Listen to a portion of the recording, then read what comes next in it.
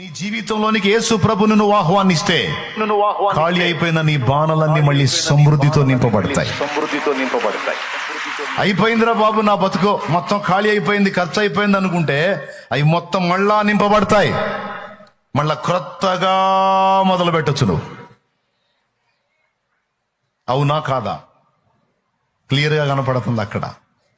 నేను అదే ప్రశ్న వేసుకున్నా, ఏ ప్రభా మళ్ళీ 6 రాతి బాణాలను నింపకపోతే ఏదో ఒక 5 లీటర్లు చేయొచ్చు గయా అంటే, నా ప్రభు నాకు చెప్పింది ఏంటంటే, వారు నన్ను ఆహ్వానించారు, నేను వారి పెళ్లిలోకే కాదు వాళ్ళ జీవితాల్లోనికి వచ్చినా కూడా ఇంతే ఉంటది. అయిపోయింది, అంత శూన్యం అయిపోయింది, అంత దరిద్రం అయిపోయింది, అంత దిగజారిపోయింది, అంత అంధకారం అయిపోయింది, మొత్తం ఖాళీ అయిపోయింది అనుకున్న బ్రతుకుల్లోనికి యేసయ్య వస్తే చెప్పు ఏం జరిగితే సమృద్ధితో నింపబడింది.